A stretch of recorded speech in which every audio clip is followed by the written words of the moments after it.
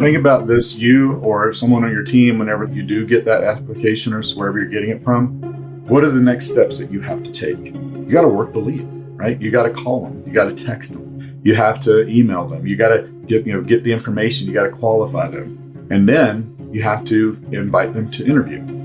And what we do is we put everyone into a nurture sequence. We're not just getting one email or one text message. They're getting an email and a text message every day, taking them to the next step, every step of the way.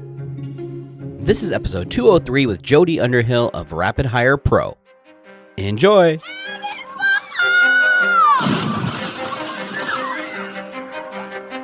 Welcome to your go-to podcast for the pool and spa industry. My name is Tyler Rasmussen. And my name is Greg Villafania. And this is the Pool Chasers Podcast. All right, so today we have an extremely special guest, Mr. Jody Underhill. How you doing, Jody? Doing great. How you doing this morning? Very good, very good. Can you share with the listeners a little backstory on yourself and how you got into Rapid Hire Pro? Sure. So I started life out not actually in marketing. I was an executive for the power company in Florida for over 20 years. And in my mid-40s, I decided that I wanted to have my own business. So I started left there, started a marketing agency. So I'm not really a recruiter, or really I'm a marketer that use marketing tools for recruiting. And I really didn't start off to be in that. We've been very successful. I've worked with some of the biggest names in the business when it comes to marketing for local businesses. You know, people like Digital Marketer, Russell Brunson, some of those people. And I had somebody reach out to me and said, "Hey, man, we're doing recruiting in the trucking industry, getting CDLA drivers, but I've overcommitted and everything is taking so much time. Can you kind of step in and look at this and see if we can streamline it?" So I did. I stepped in, we streamlined it, and they were facing a bunch of refunds. And as I stepped in, we saved all the refunds except for one. I was like, wow, this looks pretty easy. So I've already built a system, so I'm going to go get some trucking companies for myself. And went out in about 8 weeks, got 12 carriers ranging from 50 to 500 trucks. And then last year in June, my wife reached out to Tommy Mello, who has A1 Garage, and said, "Hey, Tommy, if you need people, you should check out what we're doing." Now, I met him and her the same day at the same conference, so she's known him as long as I have. And long story longer, we went out there and we started doing that for A1, and it's kind of grown from there. And today we work with everything in the home services. Basically, I tell people if someone gets in a truck or a van and comes to your home to do work, we do recruiting for it. We do pool companies, handyman services, HVAC, plumbing, electrical, garage doors, window washing, maid services, you name it. If they come to your house, that's who we do the recruiting for. Yeah, and I will say, thanks once again to Tommy Mello for making that recommendation. I heard you on the podcast. That's the first place I heard you. And anybody that he recommends, I'm all about it because he's grown so quickly and he's all about processes and systems and just working and collaborating with the right people in any industry, whoever he chooses. So, but when I heard you speak, and we actually did a couple Zoom calls and going through a few things, I've been blown away just at your system and processes and just the whole workflow of how everything happens. And there's so much to learn. Even if somebody wasn't using your services, I think there's a lot to learn in terms of how to treat your customers and treat your clients, because you do a phenomenal job at that. I appreciate it. So one of the things that I do whenever someone, basically, if they want to know more about our services, it doesn't matter if they need one person or 100. No, one person might not be a fit, but I still share everything we do with everyone. The more I give, the more I get. And the thing that we do that's a little different, that I tell people that even if you choose that what we do is not a fit, you might still be able to take and do, because there's nothing we do that's magic, right? But it's just the combination of how we do things is what's really making the difference and helping people source and get good employees in a very, very scarce job market today. And so the difference is what we do is, instead of going to the job boards where everyone else is fishing, what we do is we go to social media where everyone is spending time. And if you go to job boards, the only people you're getting are the people that go to job boards. But if you do it in social media, you're putting your message in front of people when they're just scrolling. We find that over 74% of job seekers are what is referred to as a passive job seeker, meaning that they're not actively going on job boards. They're seeing a job when they're scrolling through social media or somewhere else, and then they're looking at it after it's been put in front of them. They didn't go looking for it. And the other thing is, like I said, when you're on the job boards, they're looking at your company and 3 or 4 others just like it to see which one is going to be the best. When your ad shows up in front of someone on social media, there's no one else there. It's just you that they're seeing kind of standalone in their feed.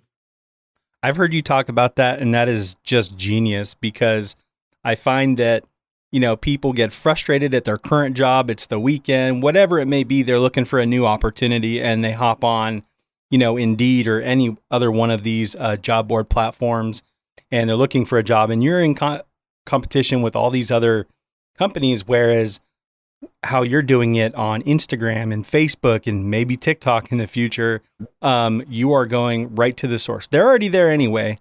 We're all there, most of the day. So it just makes sense that that's where you would put the advertisement for those jobs. And the other thing, the reason it's such a hot thing to do right now is think about the last time you were scrolling through Facebook or Instagram. How many job ads did you see? Very None. few. Most people, they run an ad like from their Facebook page and they do a job posting, and it's like they're relying on their organic reach, which is very limited these days. And they're putting maybe a little bit of money behind it. But when you run it as an ad through your business manager account, where it's actually an ad that shows up, and also put it everywhere you can. We put them in the news feed. We put it in Marketplace. We put it in their stories and reels, everywhere you can on Facebook and Instagram, because you don't know where that perfect person is going to be. The other thing is, the main reason people don't do social media is it's hard. On Facebook and Instagram, it's a special ad category, employment. And you have to be very careful because you'll have your ad account shut down for discrimination. Even though you're not discriminating, if you ask them where they live, you're discriminating. So you have to just basically ask for your very basic information, first name, last name, email, and phone number, and then start the communication after they've opted in. That's how you basically have to do that. Yeah, the metaverse has its own rules, right? Yeah, it's like it's not against the EEOC's rules, but it is against the Facebook rules. So How crazy we is just that? had one rejected this morning for a dispatcher position for a dispatcher for violating their terms of service for MLM network marketing. I was like, it's a W-2 job. How does it violate that? And then every time we send it through, we get like, oh, sorry, the bot missed it. So it's just things happen. If you put it through too many times, they reject it. But it is so powerful. It's worth the time, effort, and energy to make it happen. Right. So, as everybody knows, it's been extremely difficult to find new employees. Feel like it's always been a problem in the swimming pool industry, but more so lately because things are growing, more pools are being built, more pools need to be serviced. There's so many different things going on where we need more people, and not just, anybody. We want to get the right person to work for our company. So before we get into some of these specific questions for yourself, the expert in this, why don't you give the listeners kind of a bird's eye view of what Rapid Hire Pro actually does? Sure. So I mentioned, running the ads and getting their first name, last name, email, and phone number. And then what we do is we move them off of Facebook and Instagram and into our platform so that we can start communicating with them through multiple channels. We instantly send them a text message, and we send them a text message that has a picture of the ad that they just were on. And what that does, it cuts down on who are you, where did you get my information, and why are you calling me or why are you texting me? Because they see it instantly as soon as they click submit. Then we also are sending a voice drop, which is a ringless voicemail. All of a sudden, the voicemail just shows up there. And then we're also emailing them. And we put them into a nurture sequence. What we're getting them to do is fill out an application inside of our system. One of the things on the job boards is a lot of them require the person to upload a resume. And that causes anxiety for people. Like, I don't know how to do a resume. And indeed, in those places make it easy because they say, just fill this out and we'll create it for you. But it still creates anxiety. And we find that by fishing in a place like Facebook and Instagram, where not everyone's fishing, and then having an application that at the bottom has so that they can upload the resume if available, we find about 70% of the applications we get do not have a resume attached. So then you say, well, how do you, if you don't have a resume? Well, we're asking them the questions on the application. It's the same information, where do you have your last 2 employers, your driving record, have you ever been convicted of a felony, if those questions are important. And as soon as they finish filling that out, we then send them over to do a video interview. And we do this because it takes none of you or your team's time, and the person can do it any time of day or night. And there's a quick video going, hey, so glad you're interested in a position here at our company. We have just a few questions for you in our next step. Use your iPhone, your Android, make sure you have good lighting, dress for success, and have fun. And then you ask them 4 or 5 questions that they answer on video. The cool part about that is now you get to see what they look like, what they sound like. Is it somebody you feel comfortable representing your brand? Also, you can tell if the person took the time to get out of bed to do the interview. It's like, if they, it's good, or if they're going through the drive-through at McDonald's whenever they do it. There's a lot of telling things there. So you're able actually to do that. And then once you have the application and you have that video interview, now you can make the determination if it's somebody that you want to actually take the time to interview. And that's pretty much it in a nutshell of how the whole system works. Yeah, and we'll jump more into specifics later. And you've walked me through this. For people that can't picture it, Rapid Hire Pro really is managing everything. So say me, I own a pool company and I'm working with you, Jody. Really, I'm giving you assets in the beginning, my logo, team photos, wearing uniforms, tucked in, all that kind of stuff. But from there, I'm telling you what positions we're hiring for. And you're being aggressive with, getting that all lined up and pretty much getting these packaged up, for the business owner or the decision maker within the company to say yes, maybe, or no.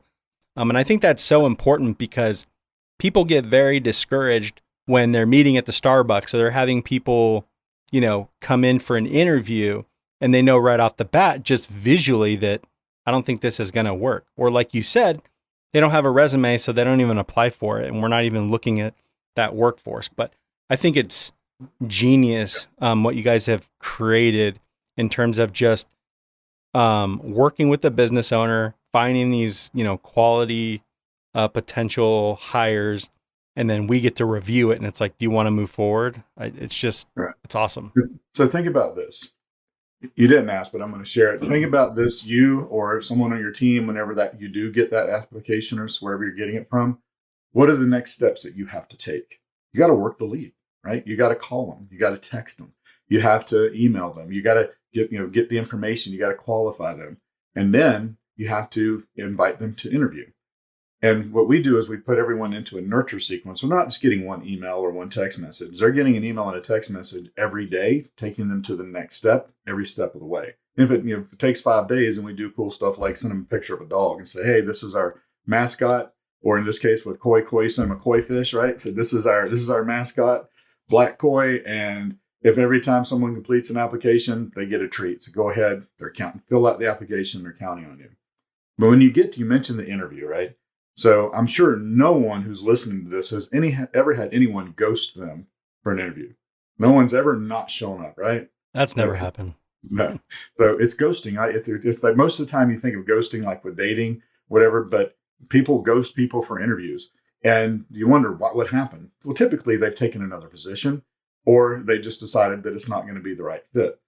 And one of the ways to circumvent that, like I said, the things that you can do, whether, no matter what you try to do, is put them into a reminder sequence or text them manually and say, hey, just a quick reminder for our meeting at 10 a.m. today. Please respond yes if you're going to be able to make it.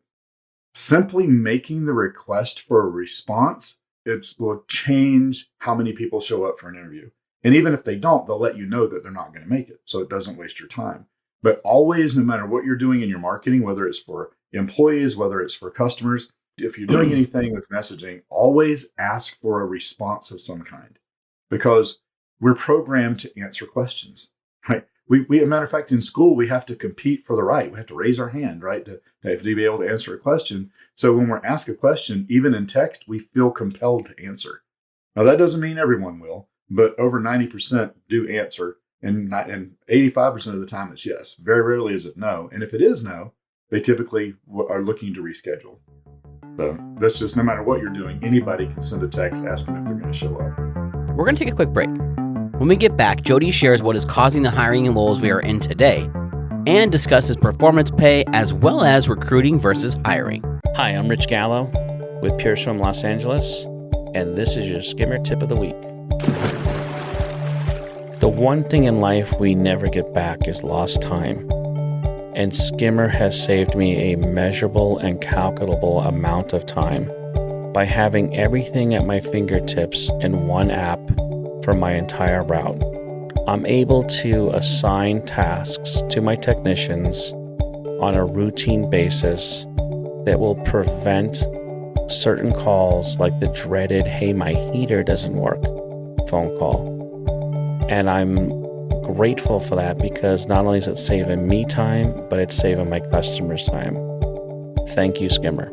To find out more, check out episodes 138 and 154 of the podcast, or go to getskimmer.com/pool chasers. That's getskimmer.com/pool chasers. Yeah, I love that. And I have so many more questions, but we're going to jump into, talking about some of these specific questions about what is going on, just kind of across the board and what you think about it. So, why do you think it's been so difficult in finding or hiring technicians in any industry right now? Yeah, and it is across the board. And there's a few reasons for it. One is, after COVID and the pandemic, is people got used to being able to get paid to not have to work. So there's a lull, right? And everything comes in waves. Everything is cyclical, and this will turn around one day too. Just like real estate prices are through the roof again. 10 years ago, or not 10 years ago. 10 years ago they weren't, right? So everything is cyclical, but right now it's because there's growth in our economy, even though prices are high and there's inflation from people staying home during that time in the quarantine. They are looking around and they're seeing things that they want to have done in their home. And so everyone is busier right now. Everyone is replacing things. Everyone's upgrading. Everyone's doing these things. So there's more work than there ever was. And so therefore there's more need for people to do the work. And as far as the shortage is, people are, they're able to pretty much name their price of where they want to go. Because in this market, anyone that's worth their salt is working right now. So if you're running an ad, you have to position it so that, what's going to cause them to want to leave where they're at and come over and work for you. So there's a lot of reasons. It is cyclical, but we're seeing it start to pick up where people, benefits are starting to run out on some of the things, but every now and then there's another one. There's certain states that still have benefits from that. So it's a mixture of all those things. And I'm no political commentary by any means. I'm not political in any way. It's just, it's what's happening in our society right now. Right. And I know that there's some different things that, we can do to combat that, like working with you. And there's other things as well. We have pay. So, I've heard you talk about performance pay before. What do you think about that? And does it actually work, do you think? Yeah. I mean, the thing with performance pay is it works for those who work it. And it doesn't work for those who are not going to work it. So, I mean, if you look at it, so I worked for the power company for 20 years. And during that course of that time, I was a crew supervisor. And the power company I worked for, the crews were union. And with that, they got paid a certain rate, no matter if their position, if they were a foreman, they got paid the same rate, whether they were the best or the worst. And that's what we've become used to, right? When you get paid hourly, the person that, unless there's spiffs or bonuses in there, but with performance pay, I look at that as I want performance pay. Everything I do basically is a percentage of something I produce, and I'm comfortable doing that because I know I'm going to produce. I want performance pay. I think it gives me an unlimited upside potential to be able to create my own level of income as long as I'm providing the right solution to the customer. I don't care if it's pool service or if it's HVAC or if it's marketing. As long as you're providing the best service and the best solution, you have an unlimited upside potential. The people that a lot of times have problems with it are, and I'm not meaning the workers, I'm talking about the companies that have a problem with it, are ones that might not be able to produce a consistent lead flow. And so they have people that are, that aren't able to make the money because they don't have the calls to run on. But as far as my view of it, I think it's a great equalizer. It's if you go out there and you do your job and you do things, then you make good money. If you don't do it, then you're not just getting paid by the hour and clocking time. Right. And do you have an example that you can share of a company, just kind of like some real specifics of how they roll out performance pay? Because I think that the pool industry, I'm sure every industry thinks that they're special and different, right. But I would just like to hear, from another industry or somebody that you respect and how they do it. Sure. Right. So, I mean, so we work with over 50 companies with every kind of pay structure you can imagine. There's hybrids of it too. We have some that are pure performance. Like we mentioned, Tommy at the top of the hour, his techs are pure performance pay. They get paid a percentage of everything that they do and sell. So everything, I mean, his top guy is going to make $400,000 this year, probably. And That's insane. they have Probably techs that makes are almost doing, more than the owner. yeah. I mean, they have techs that are consistently doing $1 million a year in sales. And if you're doing $1 million in sales and you're getting you're getting paid 15%, how much are you making? Right. So you're able Exactly. to do that.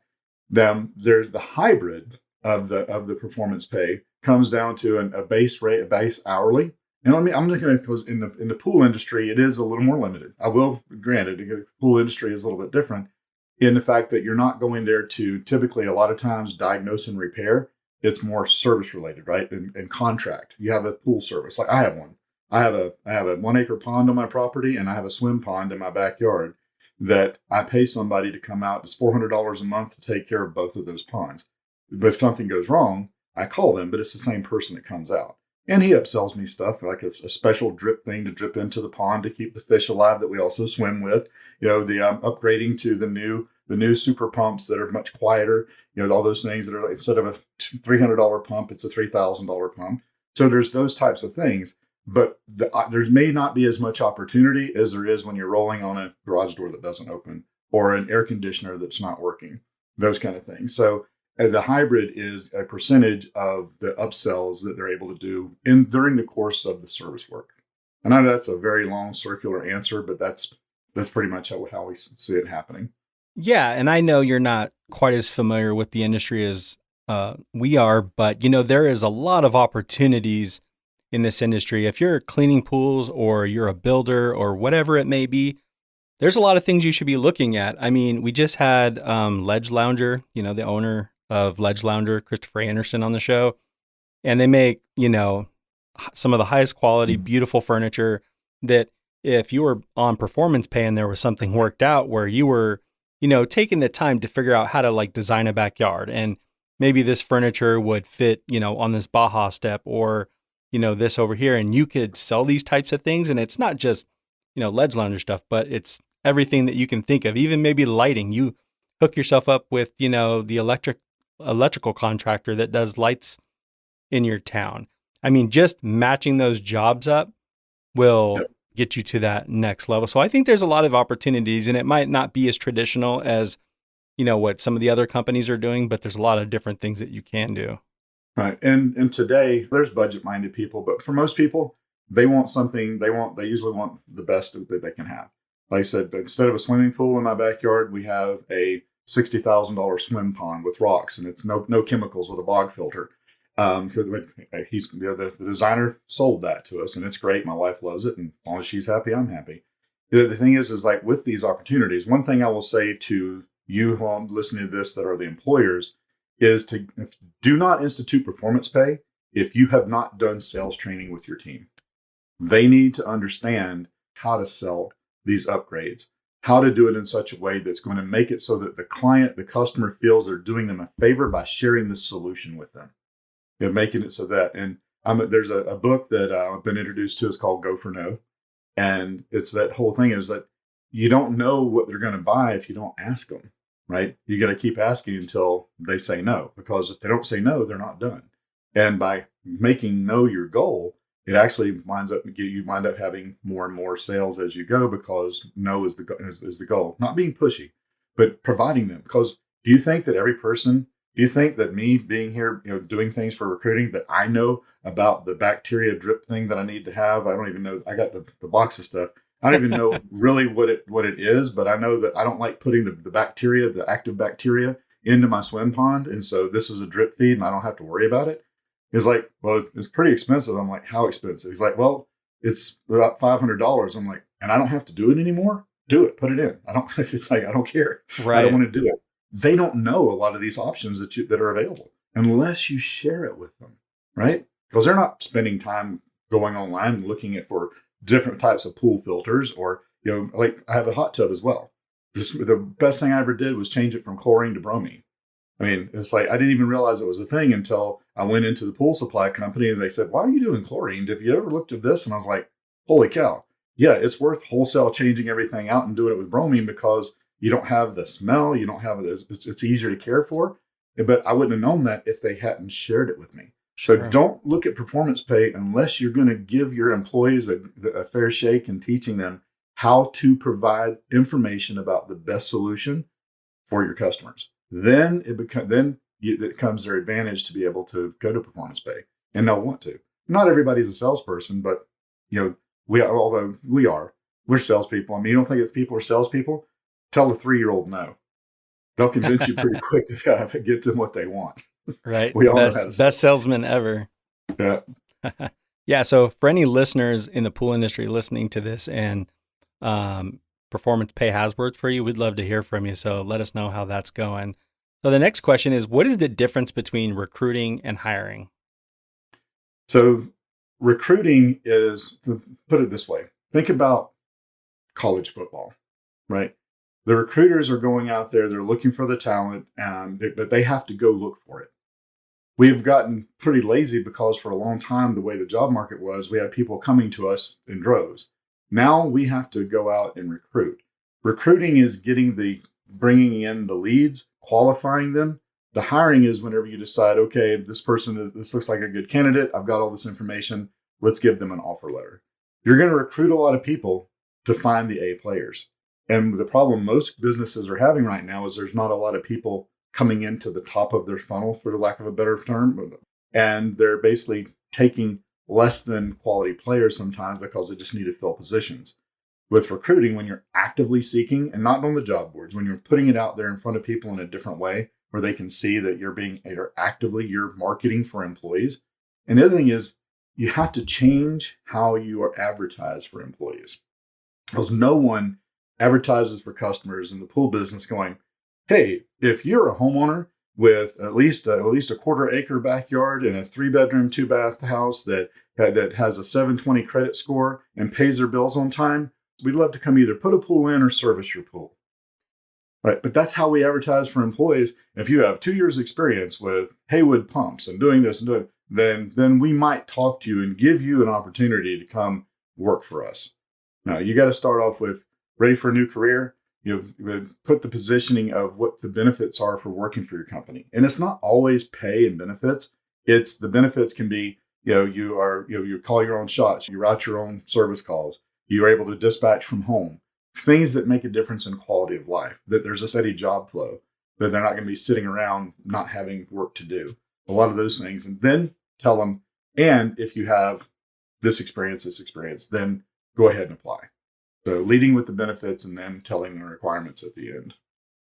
Yeah, I love that. I mean, I feel like if I was somebody looking to get into the industry and I was being told, even if you're brand spanking new, that you were going to get a new truck and you had flexibility and we promote within and there's opportunity for training and education and, moving, to a different department. Maybe you want to move into repairs or building pools or the landscape division or whatever it may be, putting it all in there. And if, there's images that, kind of paint that picture, which I know your team does a really good job at, like kind of taking what a company does and like putting it, into an ad. I think that's very special and it probably worked really well. Yeah. And we tell people we want people with logo shirts on your trucks, your vans, so that we can take those and turn them into the graphics that's going to stop the scroll. Because you got to really do something special to when someone's scrolling through to get their attention. And that's what we do with the graphics. The other thing that's very important when you're talking about recruiting versus hiring is when you're recruiting is if you have a way to show a career path, or even if they're starting low, a path to go to the next level. Because back to like college football or college sports, do you think every person they recruit that comes to play for them starts? No. A lot of times they're there for 2 or 3 years before they ever get to play in a game. But it's the fact that they see the path to get there. And whenever you can do that same thing, a path to become an area manager or a service manager, those types of things, it makes it become more attractive because so few companies are doing it. They're just looking to fill a truck. Taking that time, looking at what the culture is, doing the special things. I mean, it's some people like, we talked about, Tommy's like, oh, you're feeding your employees. I don't have the budget to do that. But what, you don't have the budget to get a 36-cent Blackstone and some Bisquick and some syrup and some bacon and cook them breakfast every once a month or something? I mean, anybody can afford to do that. It's the little things that, that make the difference whenever it comes to the culture. Right. Yeah. I love that. So I got to ask, because you keep talking about it, what's your college football team? Oh, the Florida Gators. Gators. Okay. Yeah. So I know adversity. Whenever I was there, it was early 80s. If we were at 500, we were happy. So, but yeah. So, I mean, talk about that. I mean, you look at 2 years ago, Kyle Trask, because he only started high school one time before he started at Florida after 4 years of waiting. Wow. So, it's seeing the path. That's wild. Yeah. We're going to take another quick break. When we get back, Jody discusses the differences from a job and a career, how important the money factor is these days, why it is so hard to find people on job boards, and what A players are looking for. This episode is brought to you by Leslie's. The pool industry has seen its ups and downs for the past few years, but Leslie's has been there through it all to provide you with best-in-class service, competitive pricing, and available inventory on products you use every day. Leslie's is determined to be your go-to resource for building your business, and they will partner with you to help save both time and money. Visit your local Leslie's store today. To learn more about their exclusive pool trade professional programs, check out episode 151 and 165 of the podcast. This episode is also brought to you by Primate Pool Tools. Cut through the water with ease with an ultra-strong and super lightweight carbon fiber pole. Primate poles are available in multiple models with length options for every level of service, whether you work on spas or Olympic-sized swimming pools. Their strength makes them ideal for heavy vacuums like Riptide, and their ultra-light weight makes cleaning any pool easier. All Primate poles are handmade in the USA, come with a commercial warranty, and are even available in custom prints. For more info, click the link below or go to primatepooltools.net. You can also use our special promo code PoolChasers2022 for $20 off. And to learn more about the guys behind Primate Pool Tools, check out episodes 104 and 199. So the next thing is, what is the difference between providing a career versus providing a job? And I think this is really important. Yeah. The difference is the job is something that basically they can go from one thing and then go do something else a year later. A career becomes that thing that no matter where they're going, that's what they're going to do, right? So in the pool service industry or pool industry, their career is building pools or doing service work or staying in that industry, their career. So I worked for the power company. That was my career. Everything I did, no matter if I was in the storeroom where I started driving a forklift, or if I was an engineer, or if I was a crew supervisor, or even when I became an executive, everything I did had to do with the power company. It was all about power, delivering power. Where the career is, no matter where they go, no matter what they do, they're going to be in the pool industry. That's where a career and a path of what to do. Another thing is, I don't care how great a company is, eventually everybody leaves. And showing them that whenever they come to work for you, that your goal for them is, if they do leave, whether it's to go to another company or to start their own business, that you want them to leave better off financially, better off as a person, and more employable than whenever they first came to work for you. And if you do that, they also then will usually stay with you a lot longer. So I'm sure you've seen a lot of different companies, employees in and out. How big of a factor is money? These days, it's everybody has decent pay, and usually most people have benefits. You're not going to usually find somebody that's going to leave for $2 an hour. They're not going to start over somewhere where there's going to be that big. So it's really, today, it's more about the life balance. But I will say, starting wise, you got to get used to probably paying more than you used to at an entry level. And the reason being is because right now, like I said, it's not just in home services that there's a hiring shortage. It's everywhere. Drive through town. How many "we're hiring" signs do you see? I live north of Greenville, South Carolina, in a little town called Travelers Rest. And even there's a big marquee at the McDonald's, $400 sign-on bonus and $15 an hour to start. So, how do you sell against that? Because you may be paying $15 an hour, but they're also not confined. They're not they're not getting greasy every day with French fries and hamburgers and that kind of thing. And it is a career. And you're also giving them, you look at the benefits of what you're going to be doing for that. And if you make it $1 an hour more than there, it makes it that much easier. Now you got to be able to be profitable, profit first. But those are the things. I just had a conversation with a company that there was like for their CSRs and dispatchers that they were only paying $13 an hour to start. And they were complaining about the quality of the leads. And I was like, they said, you're not giving us enough quality in the leads. I'm like, it's because you're not paying enough to get quality leads. Right. You're getting the level of leads for what you're paying. I said, we just change it from $13 to $16 an hour. Let's see what that does. Suddenly, much better quality. They went from not being able to hire to hiring 10 in less than a month.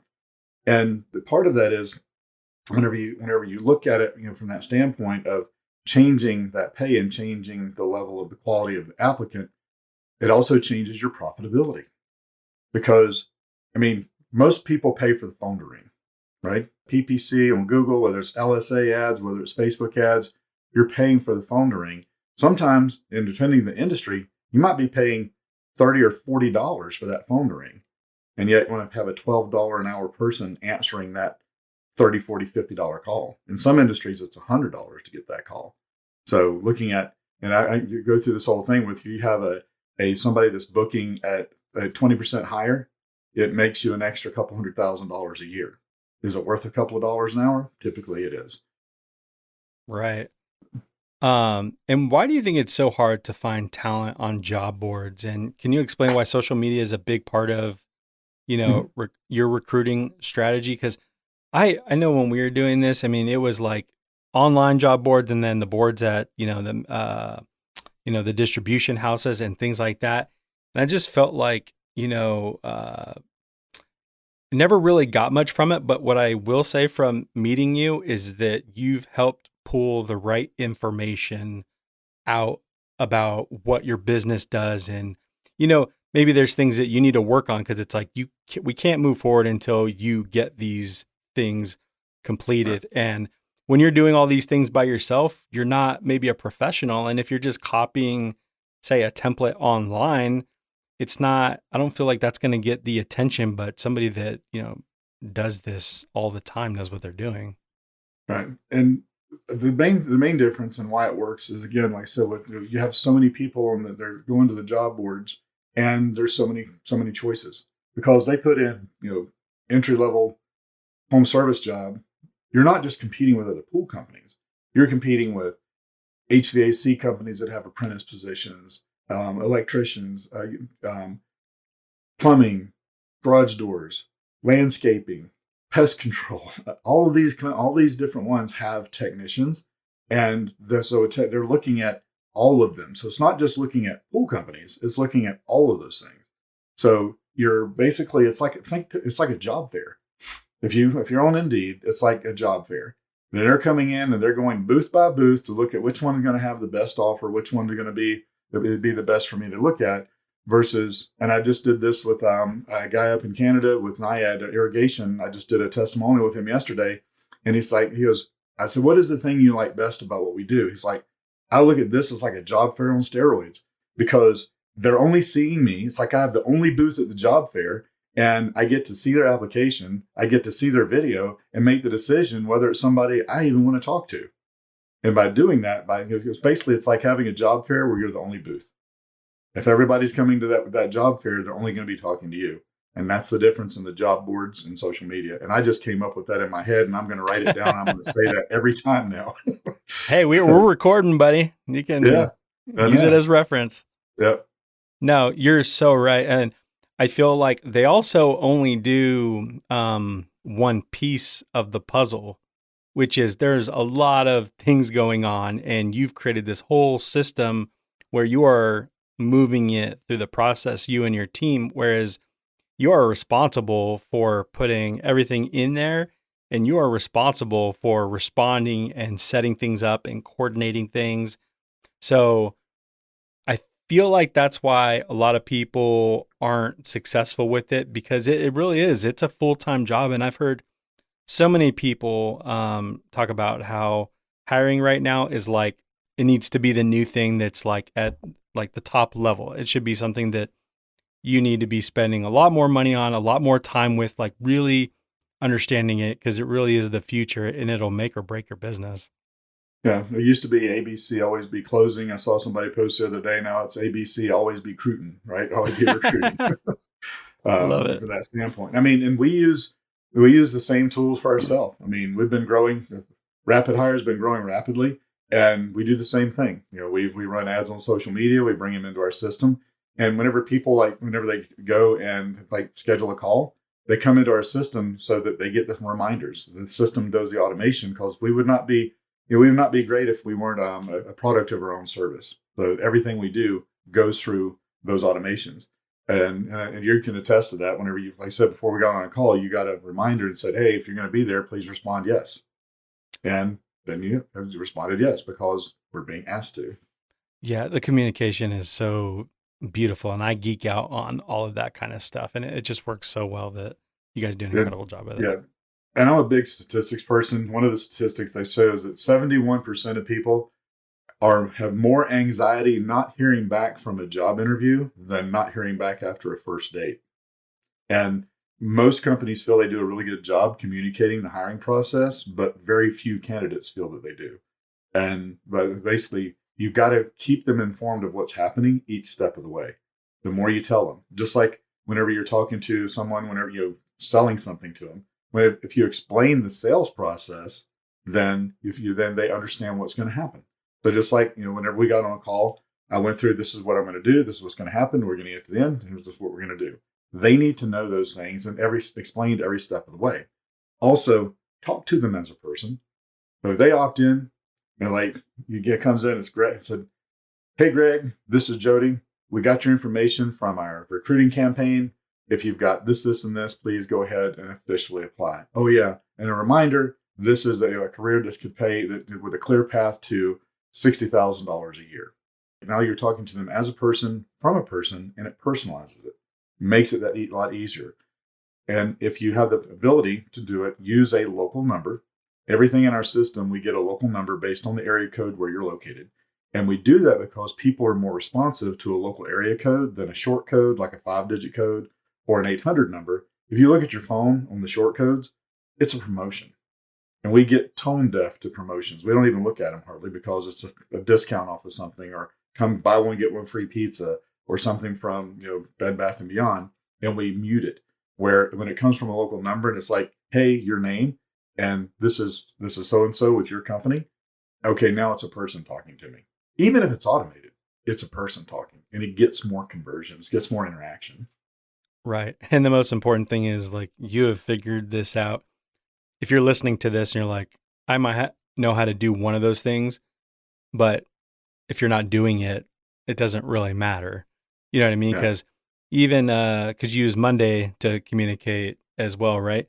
So setting up all those automations, like even if you have an idea of how that might work, it is insanely time consuming, and it has to be watched very closely.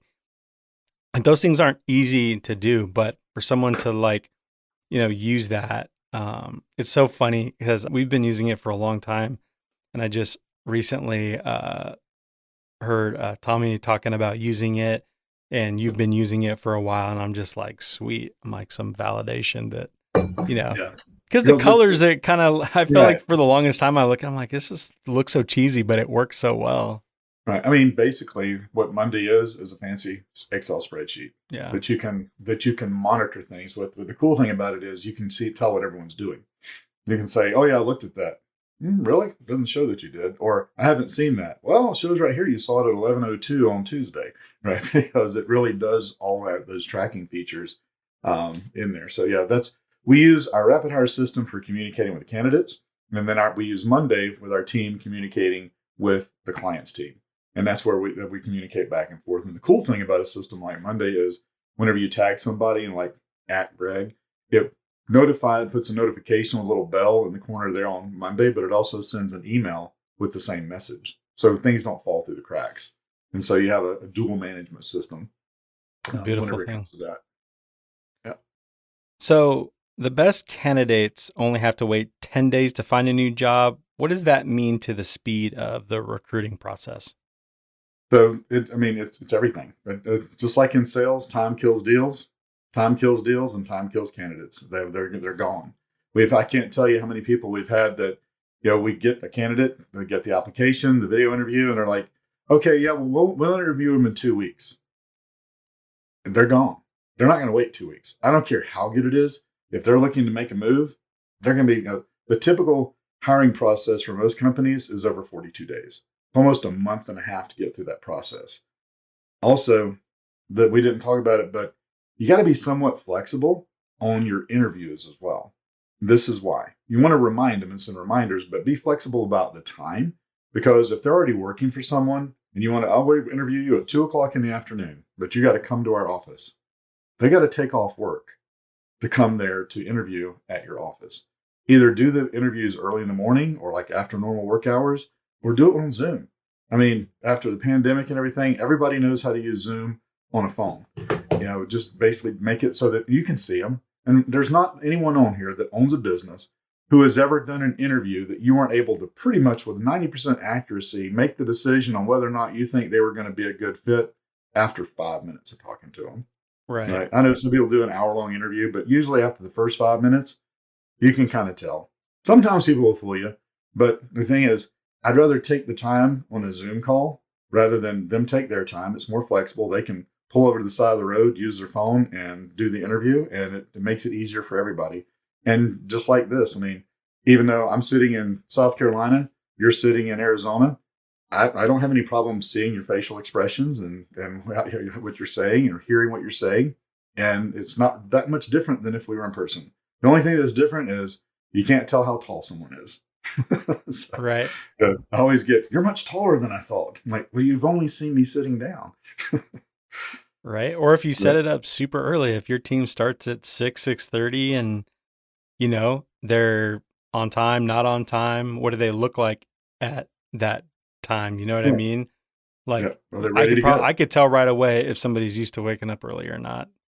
Yeah. You know what I mean? I can tell you, no, I'm not a night owl and I'm not a morning person. I'm like a middle of the dayer. Like, 7:00 is about my limit on wake up. But yeah, so. Yeah. I love mornings, but I'm definitely a night owl. So what do A players typically look for when choosing a company to work with? They're also obviously looking for pay. They're looking for culture. They're looking for life balance. Right? They want to stay busy enough that they're going to make the money that they need to, but they also want to have the ability to have the time off that they need to be with their family. That's why some of the intangibles are becoming so important, like the ability to dispatch from home, no on call. And I know that might not be as big a thing in the pool industry, but those are the things that people like. They want to know that their weekend is their weekend, that they're not going to get called into work. Right. Or whenever on Monday morning, they're not going to have to get up and drive through an hour of traffic to get to the shop before they start. Now, if you're not in a position to offer that, don't feel like, oh, we can't do that. We're not going to get anybody. Those are just examples of some of the things that make a difference to the A players. Also, that career path.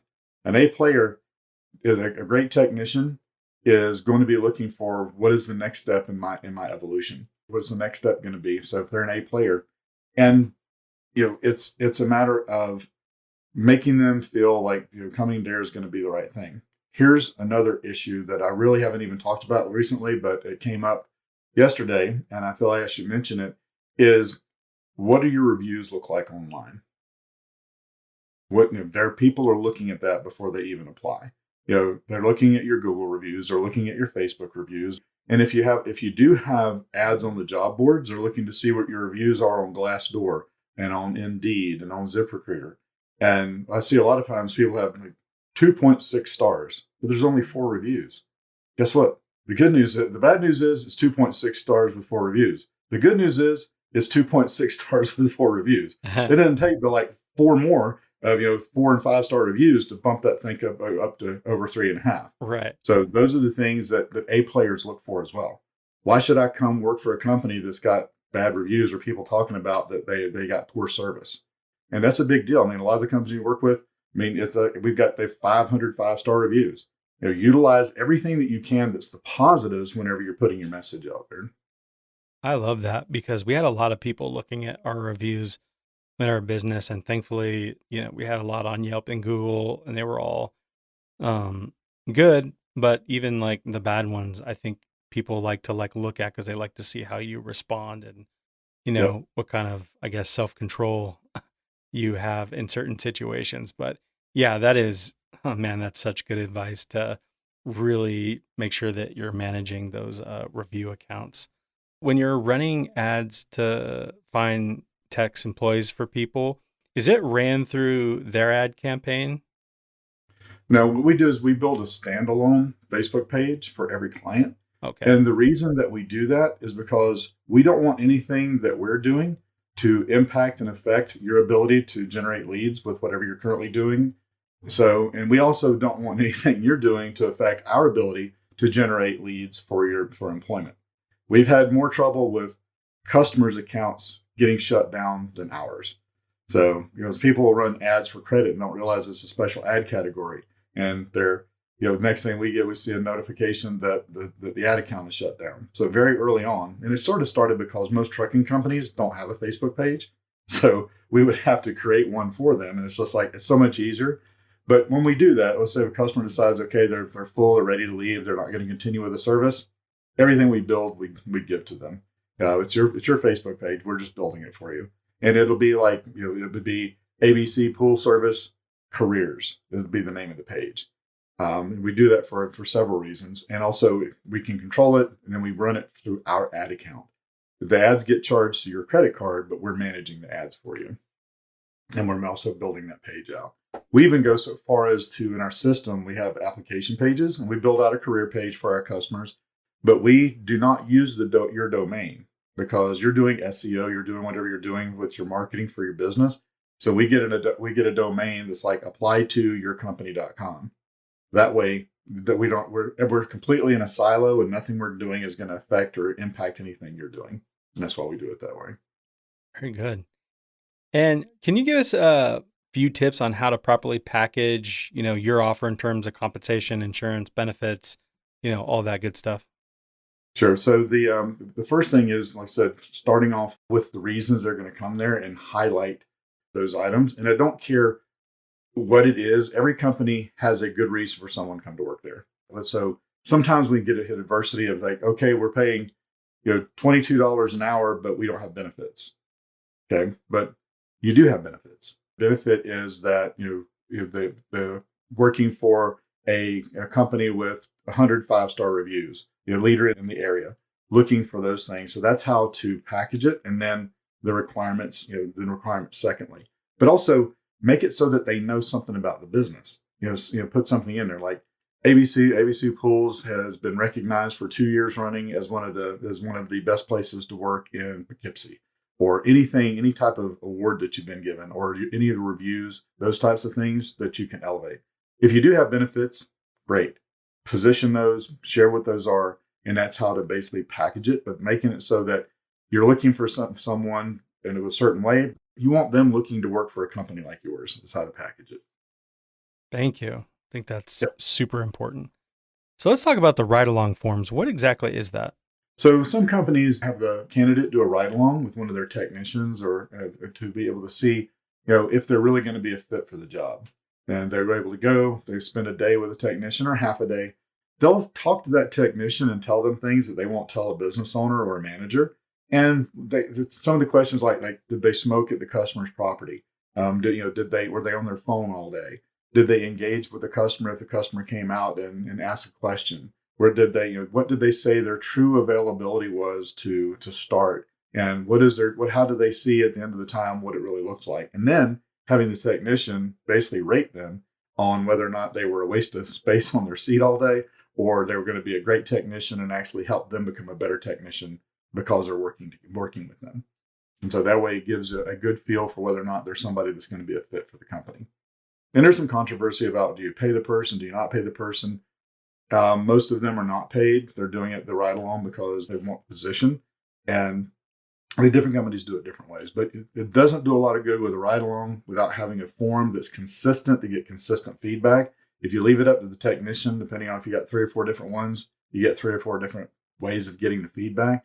The ride-along form makes it so that it's very concise, and it's also done in a way that is consistent. Right. What are some of the most common mistakes people make when looking for talent? Not looking at everyone, just looking, but not taking the time to look at the application and thinking that people should basically it should be an audition. And then don't look at an interview as an audition. Look at an interview as they're auditioning you too. The problem is most people look at it as that that they're doing them a favor to interview them for the position. So look at it, look at the talent, look deeper than what you see on the surface, but then make the decision whether or not it's really somebody you feel comfortable representing your brand, and make it so easy for them to interview with you. That's the biggest mistake, is taking too much time. Overall, hands down, it doesn't matter what the company is. If you take too much time, they're going to be gone. Just want to say thank you so much for your time today, Jody. I'm sure there's a ton of people that are going to want to reach out, pick your brain, or work with you, whatever it may be. Where can people find you, and how can they get a hold of you?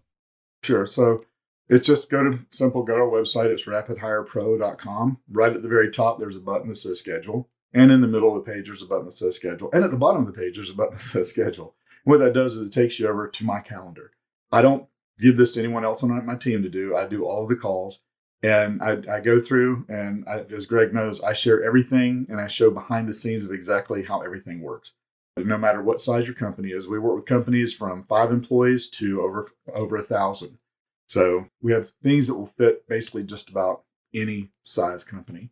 And I take the same time with somebody that needs 1 or 2 people as I do with somebody that needs 20 people, because everybody has a need. And the more I give, the more I show things. Because I show things that even if you choose not to use us, you're going to walk away with things that you might be able to implement yourself.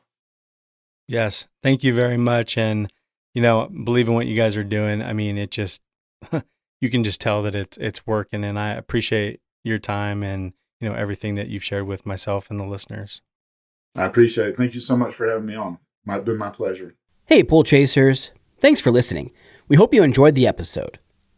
To connect with today's guests, including pictures, links, and resources from everything discussed today, you can visit the episode page at poolchasers.com or click the links below. To connect more with us, you can find us on Instagram, Facebook, and Twitter by searching at Pool Chasers. If you would like to support the podcast, the easiest and most effective way is to subscribe to the show on Apple Podcasts, Spotify, and YouTube, as well as share the show or your favorite episode with a friend or on social media. Also, you can get early access to each episode by supporting us through Patreon. We know your time is valuable, so thank you for sharing some of yours with us today. See you out there, Pool Chasers.